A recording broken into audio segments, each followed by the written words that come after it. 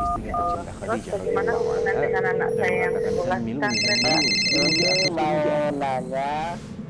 Qala qad khasyitu ala nafsi. Terima kasih Bapak. Aku Assalamualaikum mengkhawatirkan warahmatullahi diriku akan wabarakatuh. celaka. Assalamualaikum warahmatullahi wabarakatuh. Alhamdulillah hamdan katsiran thayyiban mubarakan fi kama yuhibbu rabbuna wa yarda.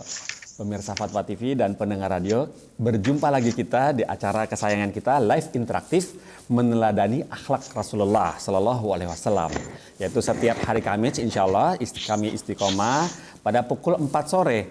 Nah, dan live interaktif ini tentunya sudah dibina dan dibimbing oleh Ustadz Dr. Sufyan Baswedan Hafizahullah Ta'ala. Kita sapa dulu Ustadznya ya.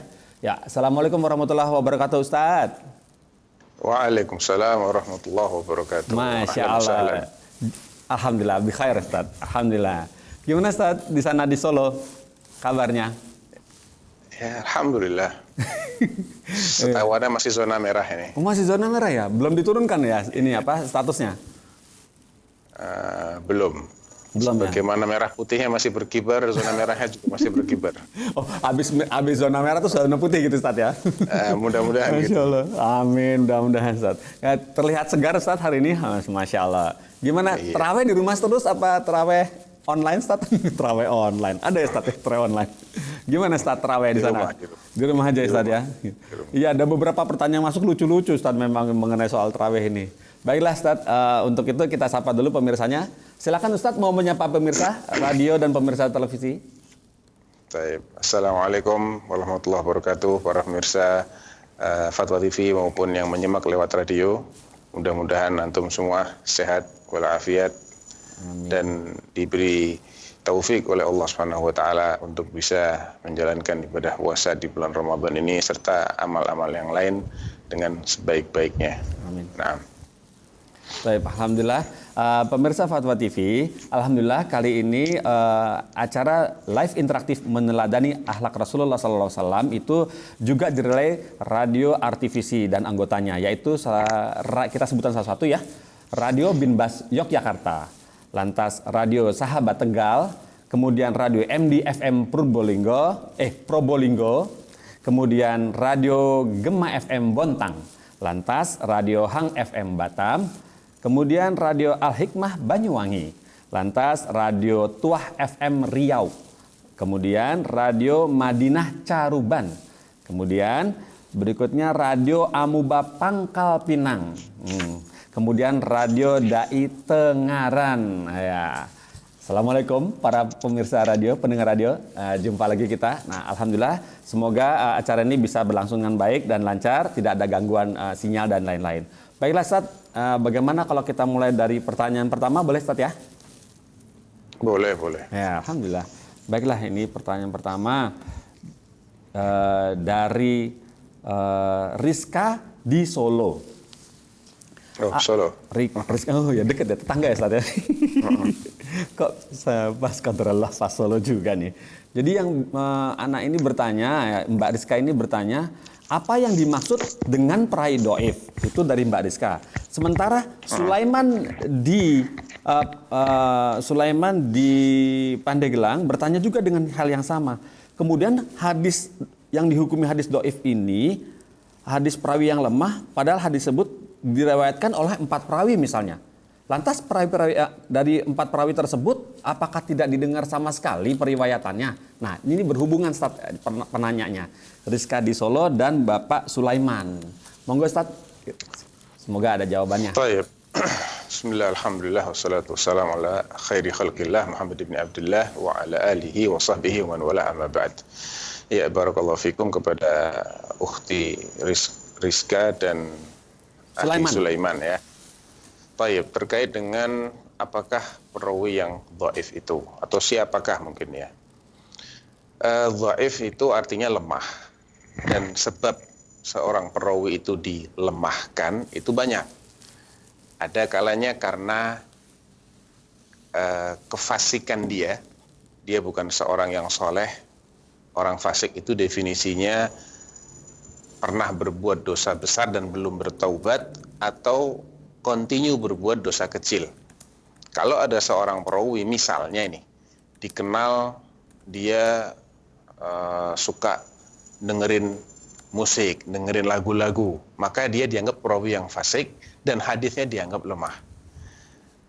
Atau dia barangkali melakukan perbuatan yang lebih lagi dari itu, mabuk misalnya, maka otomatis hadisnya dianggap lemah. Karena sisi adalahnya dia ini, sisi kesolehan dianya tidak ada. Ada kalanya seorang perawi itu dianggap lemah karena daya hafalnya yang buruk. Nah, daya hafal yang buruk itu juga macam-macam faktornya. Ada kalanya memang dia tidak pandai mengingat, dan ketika dia menyampaikan hadis yang dia riwayatkan, dia mengandalkan ingatan, tidak dengan catatan. Nah, karena orang itu menyampaikan hadis, ada yang dengan membaca apa yang dia catat, dan ada yang mengandalkan hafalan dia. Kalau orang ini hafalannya lemah, ya sering salah misalnya, dia menyampaikan berdasarkan hafalan, maka hadisnya dianggap lemah. Atau ketika catatan dia ini tidak dia jaga, ya, misalnya dia punya kitab kumpulan hadis, misal ya, isinya tulisan tangannya dia, hadis-hadis ini. Kemudian dia pinjamkan ke orang lain. Oh, hilang. Ada bisa hilang, atau orang lain ini kemudian dia berbuat curang, dia sisipkan dalam tulisan itu yang bukan hadisnya si pemilik kitab. Waduh. Nah, kalau pemilik kitab ini bukan orang yang waspada, bukan orang yang memiliki kesadaran tinggi, dia bisa bedakan mana yang hadis dia dan mana yang bukan hadis dia, maka ketika kitab ini dikembalikan, akan banyak sekali tersusupi hadis-hadis. Kalau dia bukan orang yang waspada, dia akan riwayatkan seakan-akan itu hadisnya dia, padahal bukan hadisnya dia. Ada perawi kayak gitu. Nah, ini juga dilemahkan hadisnya. Seperti itu. Ada kalanya penyebab kedhaifan itu karena hal lain seperti berubahnya kualitas hafalan. Awalnya dia ini bagus hafalannya, tapi karena satu dan lain hal mendadak jadi menurun. Ada karena faktor faktor usia. Itu usia. Iya. Ada kalanya karena faktor tekanan pekerjaan dia. Ada karena faktor bukunya tadi itu hilang atau terbakar. Hilang atau terbakar. Atau terbakar atau faktor-faktor lainnya. Ya, baik. Ya. Ada kalanya itu terjadi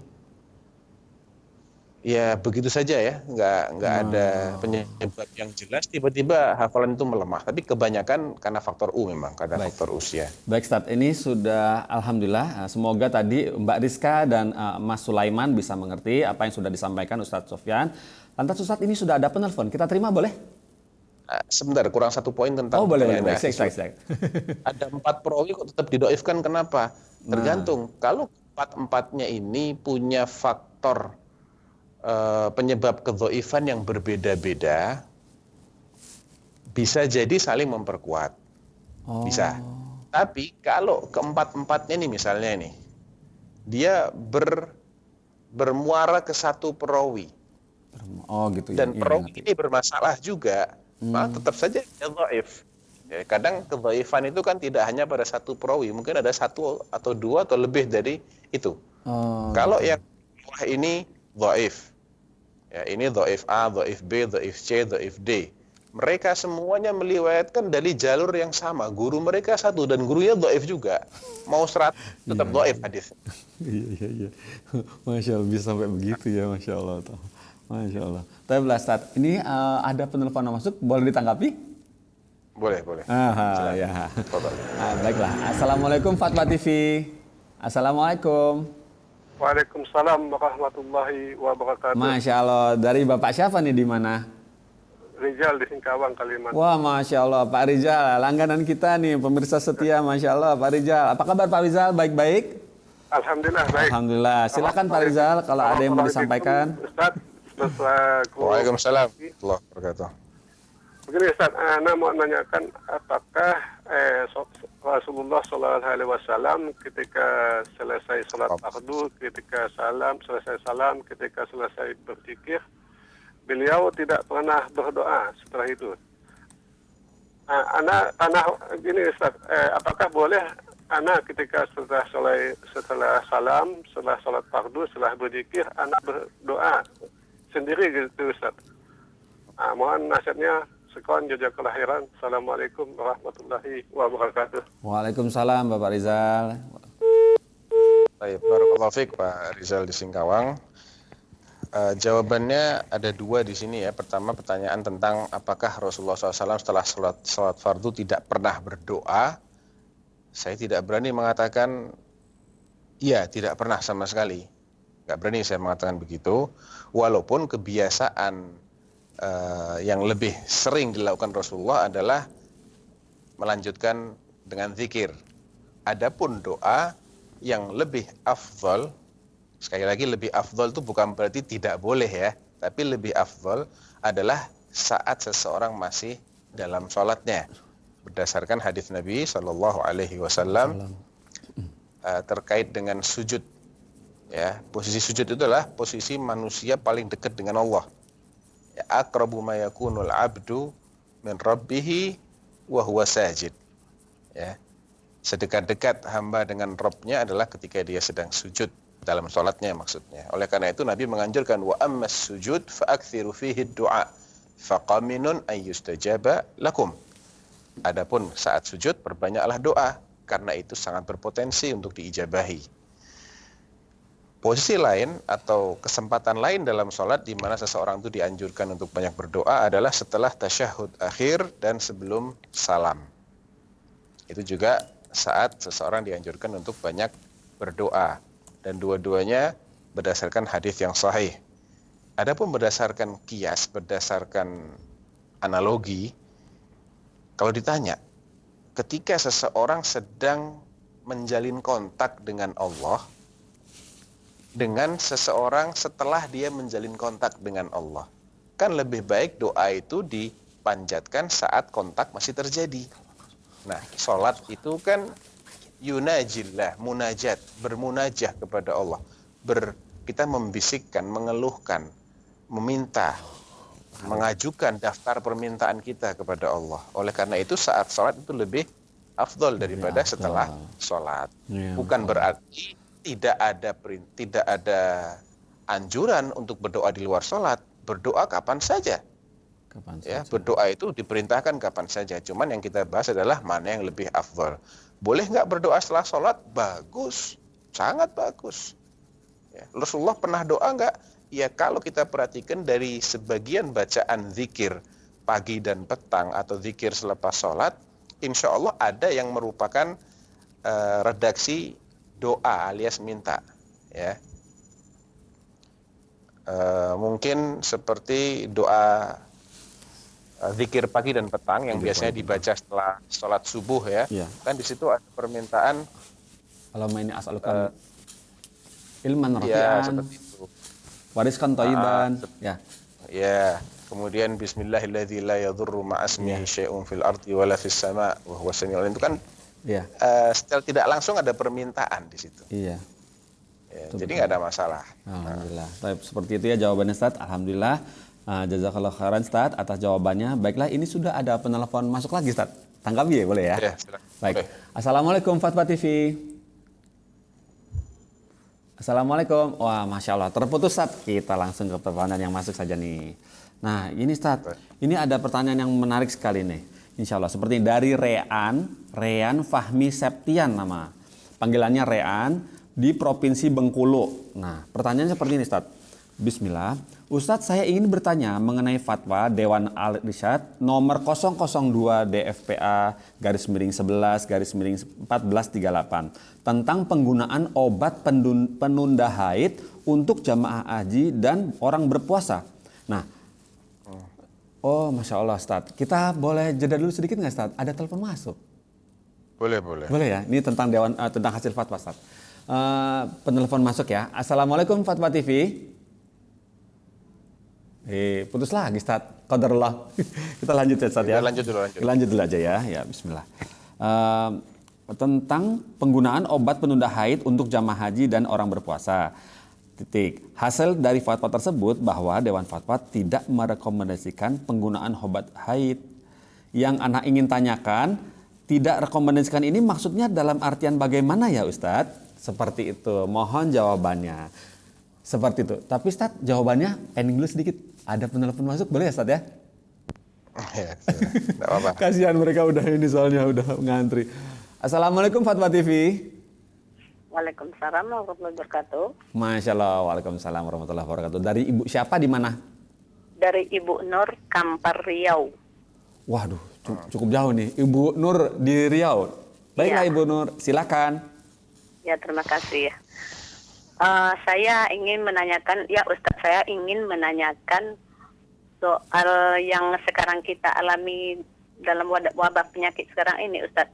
Nanti kalau umpamanya sampai pada hari Lebaran masih belum dibolehkan untuk sholat berjamaah, bagaimana caranya kita melakukan sholat Idul Fitri? Apakah bisa dilakukan di rumah atau bagaimana? Terima kasih. Assalamualaikum warahmatullahi wabarakatuh. Waalaikumsalam warahmatullahi wabarakatuh. Warahmatullahi wabarakatuh.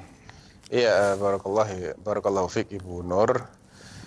Terkait dengan sholatul Id, kita alhamdulillah insyaallah sedang menyiapkan fatwanya tentang bagaimana seandainya keadaan ini memaksa kita untuk tidak bisa melaksanakan sholatul Id di tempat yang biasa kita lakukan sholatul Id dengan berjamaah. Tapi secara singkat saja saya jawab, kita bisa melaksanakannya di rumah. Tetap sholat Id tapi di rumah, alias berjamaah dengan kepala keluarga. Kalau ibu masih punya suami, ya suaminya mengimami, atau ada anak laki-laki yang balik, anak laki-lakinya menjadi imam. Jadi itu juga pernah diamalkan oleh sebagian sahabat seperti Anas bin Malik radhiyallahu anhu, apabila beliau terluput dari sholat Id bersama imam, maka beliau pulang ke rumah, beliau mengadakan sholat Id sendiri, bukan sendiri, tapi dengan anggota keluarganya. Masya Allah. Adapun khutbah itu sifatnya sunnah, tidak menjadi syarat keharusan. Bahkan khutbah itu beda antara khutbah Id dengan khutbah Jumat. Kalau khutbah Jumat sebelum sholat dan dia harus disimak, ya tidak bisa Jumatan tanpa khutbah. Kalau sholatul Id itu setelah sholat baru khutbah dan tidak wajib didengarkan. Artinya tidak wajib itu tidak mempengaruhi keabsahan dan kesempurnaan sholatul Id. Kalau seseorang setelah sholat dia langsung pulang. Begitu. Itu secara singkatnya seperti itu. Iya. Masya Allah, seperti itu ya Ustadz ya. Baiklah Ibu Nur, semoga Ibu Nur bisa mengambil manfaatnya dari apa yang sudah dipaparkan, sudah dijelaskan oleh Ustadz Sofyan ya. Baiklah Ustadz, kita sambung yang tadi boleh Ustadz ya. Jadi mengenai hasil fatwa tentang obat penunda jamaah haji dan orang berpuasa. Iya betul. Bagaimana? Kenapa tidak direkomendasikan? Karena yang namanya haid itu kan memang proses alami ya, sesuatu yang dialami oleh wanita. Apabila sudah datang waktunya, ya dia akan mengalami haid itu. Jadi bukan sesuatu yang karena kesalahan atau karena kesengajaan, bukan.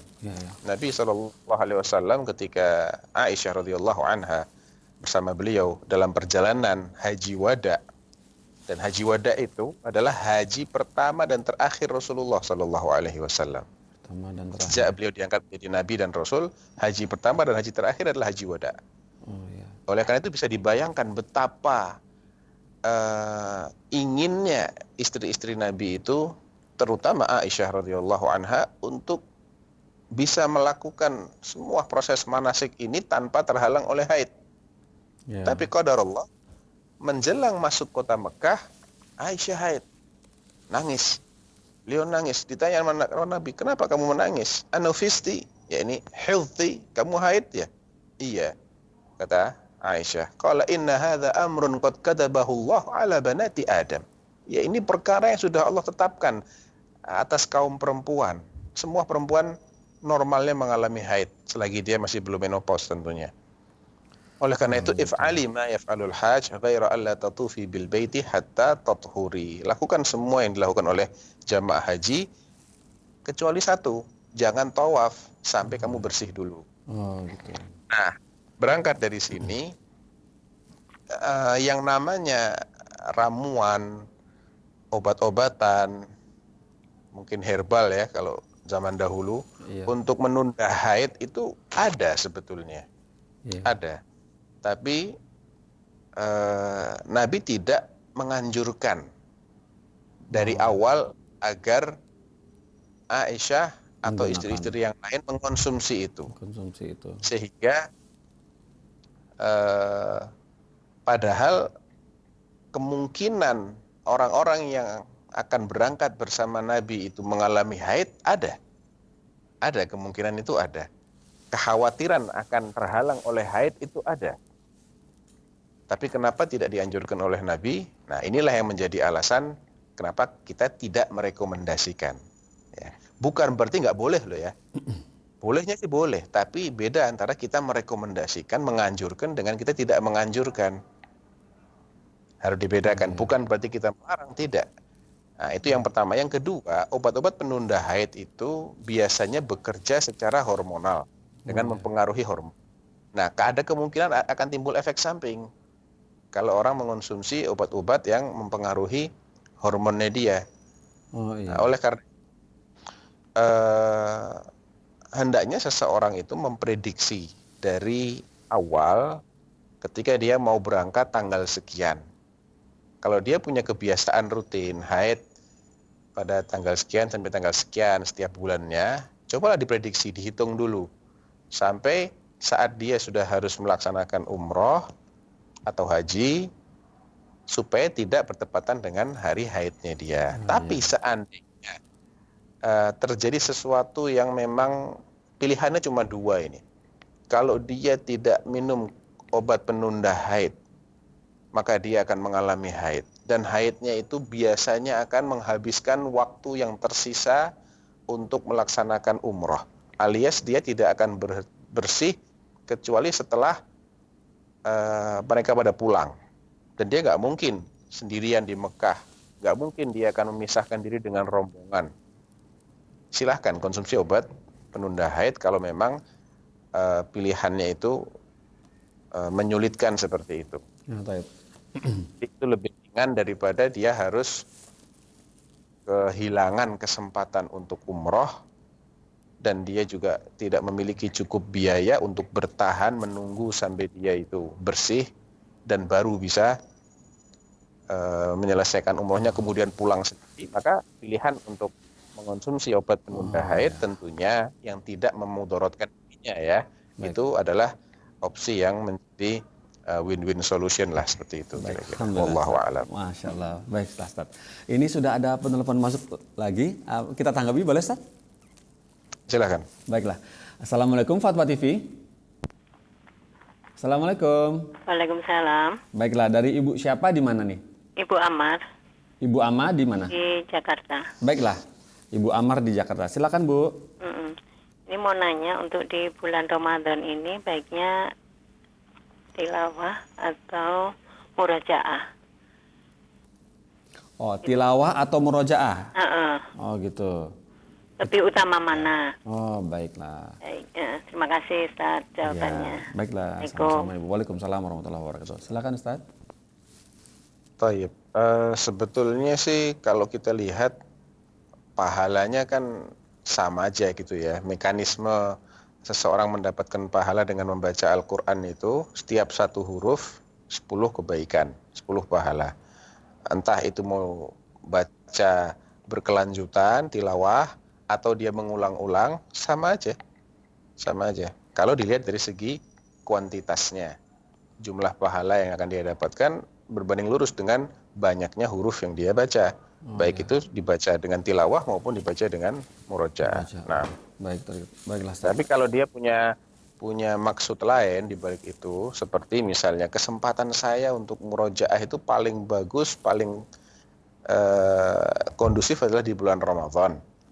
Adapun tilawah saya bisa baca di bulan-bulan lain. Ya, Ya. maka ada keistimewaan lain berarti yang menjadikan murojaahnya itu lebih pas di bulan Ramadan. Tapi kalau kondisinya sama aja ya insya Allah sama aja ya. Nah, baik, alhamdulillah jazakallahu khairan Ustaz atas jawabannya. Semoga Ibu Amar tadi bisa, Ummu Amar tadi bisa dapat manfaatnya ya. Baiklah Ustaz, ini ada pertanyaan dari WhatsApp, kita bacakan dulu. Seperti ini pertanyaannya dari Abu Kayis di Lampung. Assalamualaikum Ustaz, saya mau tanya berkaitan dengan dipersaudarakannya sahabat Muhajirin dengan sahabat Ansor. Situasi seperti ini.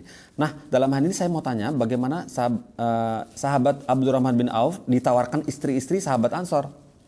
Nah, kemudian di situ tersebut berbunyi seperti ini, matanya, mana yang kamu sukai nanti saya ceraikan. Seperti itu katanya dari Abu Kayis tuh. Dia bilang seperti itu. Kemudian, nah, apakah yang saya tanyakan, bolehkah menceraikan istri tanpa sebab yang syar'i? Kemudian kalau boleh kita menawarkan istri kita ke kawan atau saudara kita, apa boleh seperti itu? ya. Nah, Pertama fahami dengan husnudzon dulu ya. Ini kan sahabat-sahabat Rasulullah Sallallahu Alaihi Wasallam. salam. Ya, mereka adalah generasi terbaik dari umat ini. Mereka adalah orang-orang yang sangat bersegera dalam memenuhi perintah Allah dan Rasul-Nya. Ya. Nah, ketika Nabi Shallallahu Alaihi Wasallam mempersaudarakan antara Abdurrahman ibnu Auf, seorang muhajirin, dengan Sa'ad ibnu Rabi', seorang Ansar. Sa'ad merasa bahwa persaudaraan itu tidak akan maksimal. Ini menurut pemahamannya Sa'ad ibnu Rabi'. Saya tidak akan benar-benar menjadi saudaranya Abdurrahman ibn Auf kecuali setelah saya bagi dua harta saya, dan istri saya pun saya maksudnya bukan berbagi istri, bukan. Kalau sudah diceraikan kan berarti bukan istrinya dia lagi. Ya. Artinya ini dalam rangka untuk memuliakan. Di satu sisi adalah memuliakan saudaranya dia yang dipersaudarakan langsung oleh Rasulullah SAW. Dan di sisi lain adalah untuk menunjukkan betapa semangatnya dia dalam menjalankan perintah Rasulullah SAW. Padahal Rasulullah tidak memerintahkan untuk menceraikan istrinya, tidak loh ya. Tapi ini adalah dorongan bagaimana agar dia bisa betul-betul menjadi saudaranya Abdurrahman ibnu Auf. Tapi Abdurrahman ibnu Auf juga membalasnya dengan balasan yang luar biasa. Ya, semoga Allah memberkahi hartamu dan memberkahi istrimu. Ya. Tawarannya tidak perlu seperti itu. Cukup tunjukkan kepadaku di mana pasar. Nah, jadi kan ini nggak terjadi. Tapi seandainya terjadi dan diceraikan itu untuk dinikahkan kepada orang yang memang sangat layak untuk menjadi suami barunya, misalnya seperti itu, maka secara syar'i tidak ada yang mengharamkan perbuatan itu. Ya. Oh iya, seperti itu ya. Secara syar'i tidak ada yang mengharamkan seseorang untuk menceraikan istrinya dan setelah itu istri ya, atau dinikahi oleh laki-laki lain yang itu orang yang mulia, orang yang soleh, yang bertakwa kepada Allah, yang mampu menafkahi. Nggak ada sesuatu yang menjadikan itu haram gitu loh ya. Gitu. Tapi ini tidak terjadi, itu nggak terjadi, itu tawaran yang kemudian tidak dilaksanakan oleh Abdurrahman ibnu Auf, dan itu juga sifatnya hanya terjadi di kalangan mereka saja, ya, di kalangan Muhajirin dan Ansor sampai sekitar kurang lebih 2 tahun. Ya, karena apa? Karena awal-awal Muhajirin itu tiba di kota Madinah, mereka nggak punya apa-apa. Mereka nggak bawa apa-apa. Sehingga mau tidak mau mereka ini perlu adanya orang-orang yang bisa menyantuni mereka. Karena profesi orang-orang Mekah itu berdagang. Sedangkan profesi Madinah bukan berdagang, berkebun. ya, kebun korma di sana yang terkenal. Mereka bingung, mereka nggak bisa. Pedagang suruh berkebun nggak bisa. Oleh karena itu mereka perlu latihan, ya, perlu berlatih. Abdurrahman ibn Auf adalah orang yang memiliki kepiawaian dalam berdagang, berbisnis. Sehingga di hari pertama dia sudah bisa mandiri. Ditunjukkan pasar, hari itu pulang dia sudah mendapatkan keuntungan. Ya, intinya banyak orang yang tidak seperti itu. Ya, banyak orang yang memang perlu proses dia untuk bisa survive, sehingga diambillah kebijakan oleh Nabi yang namanya al-mu'akhah. Ini mempersaudarakan antara muhajirin dan ansor. Ya, jumlahnya sekitar, saya lupa jumlah pastinya berapa ya. Berapa Ustaz? 100 atau berapa gitu. Sekitar itu. Intinya setelah perang Badar, kaum muslimin mendapatkan ghanimah, maka berakhir itu mu'akhah atau persaudaraan yang memiliki konsekuensi saling membantu secara finansial itu disudahi oleh Rasulullah. Oh, seperti Tapi itu. persaudaraan dari segi membela sesama muslim masih terus berlanjut. Ya. Seperti itu. Adapun dari segi menyantuninya sudah dicukupkan dengan peristiwa perang Badar, karena ketika itu kaum muslimin mendapatkan ghanimah dan sehingga mereka sudah bisa mandiri. Jadi itu hanya insidental saja, tidak bisa kita generalisir kemudian menjadi sunnah, menjadi kebijakan yang bisa ditindaklanjuti atau diikuti, enggak seperti itu. Oh, tidak seperti itu ya Ustaz ya. Jadi tidak bisa digeneralisir ya, tidak bisa digeneralisasi gitu ya Ustaz ya. Masya Allah. Walaupun Baik, sekali Ustaz. lagi secara hukum syar'i kalau dicerai dinikahkan dengan orang-orang yang baik-baik enggak haram. Oh, nggak haram ya. Ya, tapi itu bukan sunnah. Iya, bukan sunnah. Baiklah. Saat ini sudah ada penelpon masuk, kita boleh tanggapi? Boleh. Baik. Assalamualaikum Fatwa TV. Assalamualaikum. Ya, Ya, dari Bapak siapa di mana? Pak Asrul Maluku. Bapak Asrul di Maluku. Silakan Pak Asrul. Waalaikumsalam. Waalaikumsalam warahmatullahi wabarakatuh. Ya, yang anak ingin tanyakan Ustaz, doa ini takdir mana yang bisa dirubah dengan doa, sedangkan manusia itu kan takdirnya sudah ada masing-masing Ustaz. Ya. Udah ya? Itu pertanyaannya. Begitu Iya. pertanyaannya? Ya, Assalamualaikum. Baiklah. Waalaikumsalam warahmatullahi wabarakatuh. Silakan Ustaz. Pertanyaannya bagus dan penjelasan mengenai takdir. Jadi takdir itu kan meliputi 4 hal ya. Pertama, ilmunya Allah yang meliputi segala sesuatu.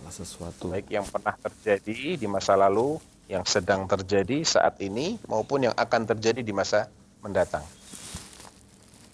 Bagian kedua dari takdir adalah al-kitabah, pencatatan, penulisan apa yang ditulis, yang semua yang diketahui oleh Allah tadi itu. Ya. Semua yang pernah terjadi, sedang terjadi maupun akan terjadi, semuanya sudah tertulis final.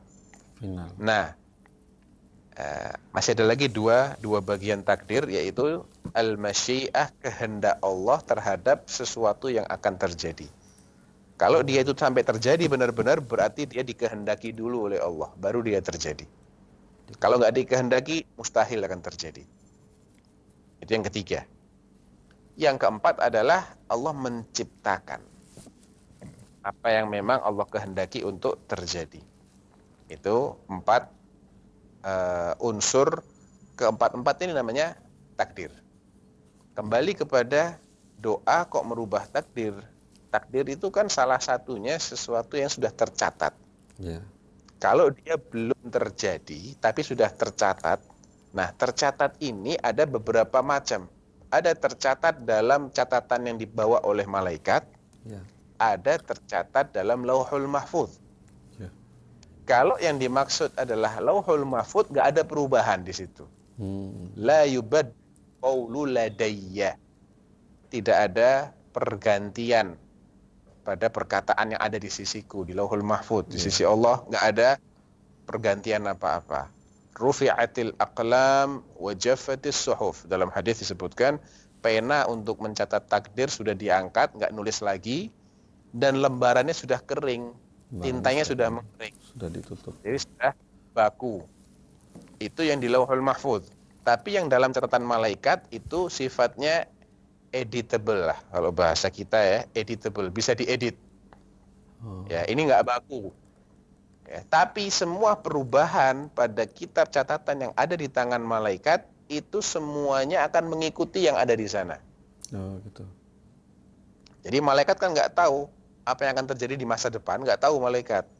Misalnya nih si hamba ini tertulis dalam catatan malaikat umurnya 60 tahun. Tapi si hamba ini rajin dia melakukan silaturahmi misalnya. Sedangkan Nabi mengatakan man ahabba an yubsata lahu fi rizqihi wa yunsa'a lahu fi atharihi falyasil rahimah. Siapa yang ingin dipanjangkan umurnya dan dilapangkan rezekinya, maka sambunglah hubungan kekerabatannya. Artinya menyambung silaturahmi bisa menambah umur, nambah rezeki. Ya. Oh iya. Nah, ketika rajin bersilaturahmi, Allah akan perintahkan kepada malaikat ganti umurnya, tambah. Iya. Nah, penambahan ini pun sudah ada di Lauhul Mahfuz. Jadi doa itu merubah takdir yang tercatat pada malaikat, bukan merubah takdir yang ada di Lauhul Mahfuz. Itu gitu. Begitu. Nah, oh, seperti itu ya penjelasannya. Jadi yang bisa diubah yang catatan di ayatnya bilang yamhullahu ma yasha'u wa yuthbit wa indahu. Oh, seperti itu ya. Terus apa yang Allah kehendaki dan membiarkan tertulis apa yang Allah kehendaki. Itu yang dicatatkan malaikat. Oh, Wa gitu. indahu, adapun di sisi Allah ada ummul kitab, yaitu kitab induk alias Lauhul Mahfuz. Nah, Ya, itu yang nggak bisa dirubah ya Ustaz ya. Sudah tetap gitu Ustaz Iya. ya. Baiklah. Alhamdulillah. Ustaz, ini alhamdulillah kita waktu kita sudah bergulir dan alhamdulillah sudah hampir genap 1 jam kita bersama dengan pemirsa Fatwa TV dan pendengar radio. Ustaz, tapi ada pertanyaan satu lagi yang agak sedikit lucu kalau bilang. Nah, tapi boleh dibilang perlu dijawab sama Ustaz. Nih, ini Assalamualaikum Ustaz Sofyan. Sebagai orang yang yang gemar dan berprofesi mempelajari hadis, orang pakar hadis, setiap orang ingin masuk surga. Yang saya tanya, ini dari Ummu Al-Kausar di Bogor. Yang mau saya tanyakan, orang seperti Ustadz Sofyan, nanti rencananya, cita-citanya mau masuk pintu surga dari mana? Dari pintu apa? jawaban saya dari mana aja mau. Gitu ya. Masuk surga. Oh gitu ya. Jadi dari pintu surga aja, apa aja mau ya Ustaz ya? Iya, kalau kita selamat dari neraka itu sudah beruntung. Faman zuhziha 'anil nar wa udkhilal jannah faqad faz. Siapa yang dijauhkan dari neraka kata Allah dan dimasukkan ke dalam surga. Pokoknya masuk surga ya. Mau depan, belakang, atas, bawah, samping. Yang penting masuk surga itu sudah beruntung. Oh gitu ya Ustaz ya. Jadi ya masuk surga aja dulu ya, mau lewat pintu mana kayak gitu ya Ustaz ya. Iya. Ya, Selamat neraka enggak? Selamat neraka dulu, jangan masuk surga dulu. Selamat neraka dulu. Wah, gimana tuh jadi Ustaz? Maksudnya gimana Ustaz? Iya. Maksudnya neraka dulu gimana? Maksudnya Ustaz gimana? Nggak ngerti saya. Gimana? Selamat dari neraka. Oh, selamat dari neraka dulu. Itu dia, betul. Iya, Masya Allah. Ya, baiklah kalau gitu. Ini ada apa namanya? Sepertinya kita sudah cukupkan dulu untuk pertemuan dengan Ustadz Sofyan. Tapi Ustadz jangan ditutup dulu Ustadz. Ini ada sudah tersambung juga dari Jakarta bersama Ustadz Nizar Sa'ajabal nih. Apakah Ustadz Sofyan bisa memonitor? Ustadz Nizar sudah di sini? Iya. Silakan. Assalamualaikum. Ya, dokter. Waalaikumsalam warahmatullahi wabarakatuh. Ahlan wa sahlan. Masya Allah. Marhaban dokter, kif halkum? Mana Alhamdulillah kabarnya? tayyibin. Alhamdulillah sehat. Alhamdulillah. Alhamdulillah. Kif halukum antum? Alhamdulillah. Alhamdulillah. Mana keluarga semua di Solo Ustaz, sehat? Sehat alhamdulillah. Sehat. Alhamdulillah. Alhamdulillah. Jazakallah khair Semuanya, atas Ustaz. ilmunya Ustaz buat umat Islam. Semoga bermanfaat buat umat, bermanfaat buat kita semuanya. Iya. Amin juga. Barakallahu fikum kepada kru Fatwa TV yang ikut menyebar luaskan ilmu ini. Amin. Allahumma Mereka insya Allah amin. dapat pahala juga. Amin. Allahumma amin. Biasa luar biasa. Iya. Semuanya. Iya, iya. Alhamdulillah. Assalamualaikum Ustaz Nizar. Apa kabar Ustaz Nizar? Waalaikumsalam. Alhamdulillah. Baru kelihatan lagi nih. Alhamdulillah. Kita Bagaimana Ustaz? Jakarta. Jakarta Timur ya Ustaz ya? Jakarta Timur ya Ustaz ya? Ya. Masya Allah Ustaz ya. Oh, wilayah Ana masuk Bekasi. Oh Bekasi, Bekasi. Pondok Gede. Iya. Iya iya. Nah, jadi mau nyebrang sedikit pemeriksaan. Oh maksudnya gimana Ustaz? Pemeriksaan bagaimana maksudnya? Iya, dari Bekasi Masuk ke Jakarta. Jakarta kan ada pemeriksaan. Oh iya. Ya pemeriksaan yang mudik ya. Waduh. Pemeriksaan semuanya, keluar masuk diperiksa. Oh, Masya Allah, Masya Allah. Baiklah, saya sapa dulu ke pemirsa.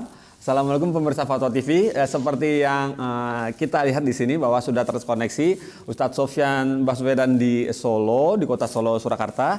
Dan saya di studio, kemudian Ustadz Nizar Sa'ajabal di Bekasi. Nah, alhamdulillah tadi pembahasan live interaktif meneladani akhlak Rasulullah sudah selesai. Kini Ustadz Sofyan sesaat lagi akan undur diri. Sudah tutup ya kliniknya Ustadz ya? Terima pasiennya tutup ya Ustadz ya? Ustadz Sofyan. Gantian ya? Buka klinik. Boleh. Silakan. Ya, baiklah. Gantian. Ya, tinggal berikutnya adalah pasien-pasien fikih praktis ilmu waris. Baiklah, untuk itu kita ucapkan selamat jumpa lagi. Sampai jumpa lagi kepada Ustadz Sofyan. Assalamualaikum warahmatullahi wabarakatuh Ustadz. Sampai ketemu lagi. Waalaikumsalam warahmatullahi wabarakatuh. Insyaallah ila liqa. Istrinya tercinta Terus Khadijah bagaimana radhiyallahu hubungan anha dengan anak saya yang dan sekolah mengatakan minum pesantren, minum. Ini mau nanya, Qala qad khasyitu ala nafsi. Terima kasih Bapak. Aku mengkhawatirkan diriku akan celaka.